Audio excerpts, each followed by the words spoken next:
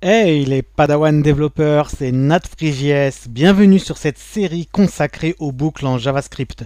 Dans le précédent épisode, nous avons vu comment trouver un élément dans un tableau via les méthodes include ou find par exemple. Aujourd'hui, nous allons voir une des méthodes les plus utilisées en JavaScript, la méthode filter. Comme son nom l'indique, elle permet de filtrer un tableau en fonction d'une condition précise. Si vous ne la connaissez pas encore, suivez bien cette vidéo, vous ne serez pas déçus. Entrons directement dans le vif du sujet. Supposons que nous avons un tableau de nombres, que je vais appeler nombres, qui contient des nombres positifs et négatifs. Par exemple 1, moins 5, 45, moins 89, on va en mettre encore quelques-uns, 78, moins 12. Voilà. Et que nous voulons filtrer ce tableau pour avoir que les nombres négatifs. Comment on devrait s'y prendre avec une boucle standard? Par exemple, une boucle for off. Si vous avez suivi cette série, vous êtes capable de le faire. Donc mettez cette vidéo sur pause et essayez de créer un nouveau tableau qu'on va appeler négatif, qui contient que les nombres négatifs de ce tableau nombre. Allez, mettez la vidéo sur pause. Nous voilà pour la correction. Donc, on va partir sur une boucle for off normale, mais avant, je vais créer mon tableau que je vais appeler négatif et qui sera vide. Ce sera un tableau vide. Et ensuite, je vais faire une boucle qui va parcourir tout ce tableau nombre et dès qu'il trouve un nombre négatif, il va le rajouter dans mon tableau des négatifs. Donc pour cela, on va partir sur une boucle for off parce que j'aime bien la boucle for off. Donc for, on va prendre nombre au singulier, off, nombre au pluriel. Ici, ça veut dire quoi? C'est-à-dire qu'il va me parcourir tous les éléments que j'appelle ici nombre du tableau qui est nombre avec un S. J'ouvre mes accolades et je vais mettre une petite condition. If nombre est inférieur à 0, alors tu me le rajoutes dans mon tableau des négatifs. Donc négatif.push ce nombre-là. Pour voir si ça fonctionnait, on va faire un petit console.log de mon tableau négatif. Et on run le code pour voir ce que ça donne. Donc on voit bien qu'on a récupéré de cette manière-là tous les nombres négatifs, moins 5, moins 89, moins 12, qui sont bien ici, nos trois nombres négatifs. Filtre des tableaux, c'est le quotidien de tous les devs. Comme on est tous des feignants, il existe une méthode pour faire la même chose en moins de lignes et d'une manière beaucoup plus élégante. C'est la méthode filter. Mettons tout cela en commentaire et voyons comment ça se présente. Donc cette fois-ci, mon tableau négatif, il va se présenter sous cette forme. Négatif est égal à quoi? Est égal à mon tableau de nombres, point filter, et ce filter-là, il va prendre une fonction qui va renvoyer une condition, donc vous inquiétez pas, je vais vous l'expliquer, mais on va mettre par exemple ici, elle va prendre en paramètre nombre. Alors ce nombre-là, je peux l'appeler comme je veux, mais c'est juste pour dire comment s'appellent les éléments du tableau. Et je veux quoi? Je veux que les nombres qui sont inférieurs à 0. Voyons voir si ça fonctionne. On fait un petit console.log. Négatif.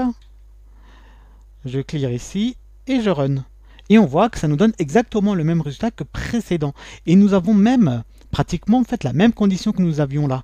Ici, nombre inférieur à 0, on l'a également ici.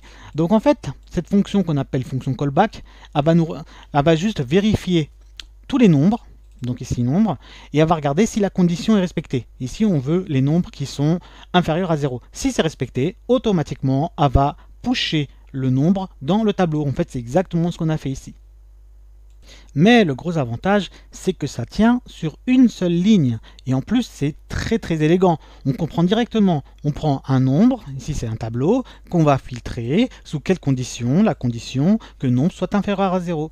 Donc, mettez la vidéo sur pause et vous allez me faire maintenant le même exercice, sauf que je veux que les nombres qui sont supérieurs à 0. Bon, c'était pas très compliqué. Nous allons effacer ici tout cela. Ça, on va le remplacer par positif. Cette fois-ci, on va prendre que les nombres qui sont positifs. Et là, on va l'afficher ici. Voilà, donc je clear, je run. Et nous avons que nos nombres positifs. Maintenant, on va changer un peu notre tableau.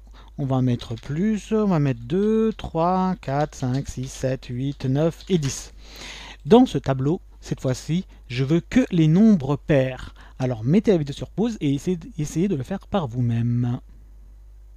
Passons à la correction. Donc il y a plusieurs manières de faire cet exercice. Nous, on va faire la manière la plus facile, pas la plus facile, mais celle qu'on utilise le plus, c'est avec les modulos. Donc comment on fait? On va créer notre tableau qu'on va appeler pair. Est égal à quoi cette fois-ci? Un nombre, point filter, et on va mettre notre condition. Donc ici nombre, et je veux cette fois-ci que les nombres pairs. Donc comment on fait ça? Il suffit de prendre le modulo. Donc ici modulo, ça se met avec pourcentage. Modulo de quel nombre? Les nombres pairs, ce sont tous les nombres qui se divisent par 2. Donc on met modulo de 2 et est égal à quoi? Est égal à 0.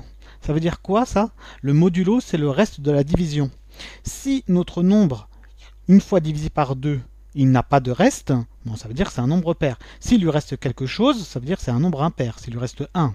Par exemple, si on divise 3 par 2, eh ben, ça va nous donner 2 fois 1, ça fait 2, et il reste 1 pour arriver à 3. Voilà. Donc, faisons notre petit console.log de pair cette fois-ci. Je clear, je run, et nous avons que les nombres pairs. Et si on avait voulu les nombres impairs, dans ce cas-là, j'aurais dit, par exemple, je veux que le modulo de 2 soit 1. Je clear, je run, et nous avons que les nombres impairs. Une chose importante à savoir sur la fonction, la méthode filter, c'est qu'il ne modifie pas le tableau d'origine. Et ça, c'est une chose importante. Par exemple, si j'affiche directement ceci, là, je vais faire CTRL-C et je vais mettre mon console.log de nombre. Donc ici, je fais mon filter, j'affiche mon console.log de nombre, on va voir si ça le modifie. Donc on voit que le tableau d'origine nombre n'est pas modifié alors que j'ai bien appliqué filter dessus. Filter en fait crée un nouveau tableau. C'est pour ça qu'on le met dans une variable. On l'avait mis ici dans constante par exemple pair. Hop. Donc, si je veux modifier quand même mon tableau d'origine, comment je devrais m'y prendre? Pour cela, il faudrait que mon tableau nombre ne soit plus une constante ici, mais plutôt un let. Et à ce moment-là, je pourrais faire ceci. Hop. Donc, nombre est égal à nombre filtré. Donc là, si je clear et je run, on voit que ça fonctionne. Parce que j'assigne nombre à lui-même, en fait, à lui-même filtré. Pour que ça soit possible, il ne faut pas que ça soit une constante. Autre chose à savoir, d'habitude, je vous dis que les strings fonctionnent comme un tableau. Donc on peut utiliser les méthodes des tableaux sur les strings. Ça ne fonctionne pas avec filter. Par exemple, si j'ai une phrase, let phrase est égale à je suis un padawan et que je voudrais la filtrer, par exemple, je voudrais faire phrase.filter et je voudrais que les lettres, qui m'affichent que les lettres différentes de A par exemple. Si je fais ça et que j'exécute ma fonction, on a une erreur. Phrase.filter is not une function. Donc on ne peut pas utiliser filter directement sur un string. Donc ça c'est important de le savoir. Et si maintenant on voudrait filtrer un tableau un peu plus complexe, par exemple un tableau d'objets, on va prendre notre exemple de salarié. Donc je vais créer un tableau qui va s'appeler salarié, qui est un tableau qui contient différents salariés. Donc ils ont un nom, nos salariés. Par exemple ici, le premier ça va être John. Ensuite, il va avoir un salaire. Ce salaire ici, on va dire que lui, il est à 25 000 par an. Et je veux copier ceci plusieurs fois. Hop. CTRL-C. CTRL-V. Hop. Voilà. Là, donc, nous avons... on va mettre des noms. Hein, John, Sarah, Morad. Et on va mettre Amel. Et on va mettre différents salaires. Lui, il a 25 000. Lui, il a 35 000. Lui, il est à 20 000. Et lui, il est à 55 000. Et je voudrais savoir, dans ma liste de salariés, quels sont ceux qui ont un salaire inférieur, par exemple, à 50 000. Dans notre cas, tous ceux qui ont un salaire inférieur à 50 000, c'est Morad, Sarah et John. Donc, comment je ferai pour filtrer ce tableau? Je vous laisse mettre pause, essayez de le faire par vous-même et après on passera à la correction. Petit rappel, supposons que je veux accéder au salaire de Sarah. Comment je pourrais m'y prendre? Donc en fait, dans notre tableau, Sarah correspond ici. John correspond à l'indice 0, Sarah correspond à l'indice 1 de notre tableau. Si je fais un console.log de mon tableau salarié, crochet 1, ça devrait me redonner les informations de Sarah. Donc là je run, on voit bien que c'est un objet et on a accès au nom de Sarah et au salaire de Sarah. Donc si je veux accéder par exemple à son salaire, il suffit que je fasse point salaire. Je clear, je run et on a bien accès au 35K. Donc voilà, ça c'est notre base. Donc maintenant, comment je peux utiliser filter là-dessus? C'est pas bien compliqué. Je vais créer une variable, un tableau que je vais appeler par exemple salaire moins de 50K, qui va prendre mon tableau de salarié, point filter, et cette fois-ci, c'est quoi la condition que je vais mettre? La condition que je vais mettre, en fait, ici, je vais mettre mes employés, on va mettre là-bas, on va les appeler on va les appeler tout simplement salariés sans S. Voilà, salariés sans S, ça va correspondre à un élément de mon tableau. Donc, je le mets ici, je mets une petite flèche pour ma fonction fléchée, et cette fois-ci, ce que je veux comparer, c'est salarié, point salaire, et je veux tous ceux qui ont un salaire inférieur à 50 000. Et je fais mon petit console.log. Console.log de ce tableau, donc je vais le prendre, et je vais le mettre là. Donc logiquement, si ça fonctionne, il devrait nous retourner tous les salariés qui ont un salaire en dessous de 50 000. Alors, ça, je vais le mettre comme ça, et là, un petit espace, je clear, et je run. Et j'ai une faute, salarié is not defined, donc hop, c'est quoi la faute que j'ai faite? J'ai dû oublier un accent quelque part. Ah oui, c'est ici. Voilà, je clear, je run.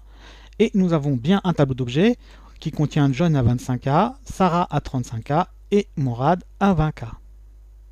Et si je veux maintenant les salaires supérieurs à 50K par exemple, salaire de plus de 50K, et ben on va prendre la même chose.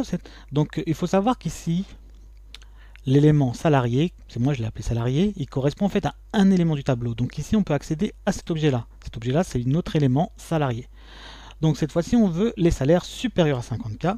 Donc je fais comme ça.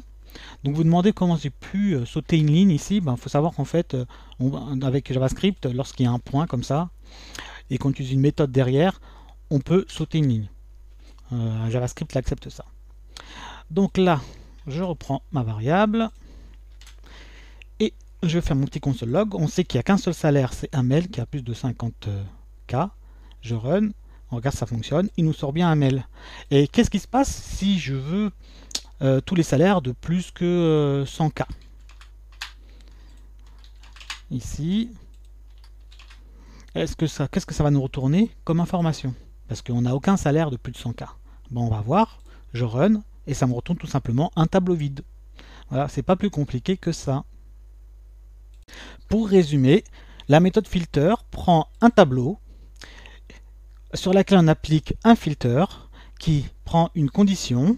Cette condition prend un élément du tableau, ici on va l'appeler nombre, et elle va vérifier tous les éléments un par un qui respectent la condition qui est donnée juste à droite de notre fonction fléchée.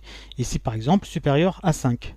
Cette méthode filter va nous renvoyer un nouveau tableau, ici on l'a stocké dans supérieur à 5, contenant uniquement les éléments qui vérifient la condition que nous avons mis en paramètre. Voilà, c'est pas plus compliqué que ça. Donc ça sera tout pour cette vidéo. Si vous l'avez aimé, n'oubliez pas de la liker. Si vous avez des questions, allez sur mon Discord. Et je vous dis à très bientôt pour la suite de cette série.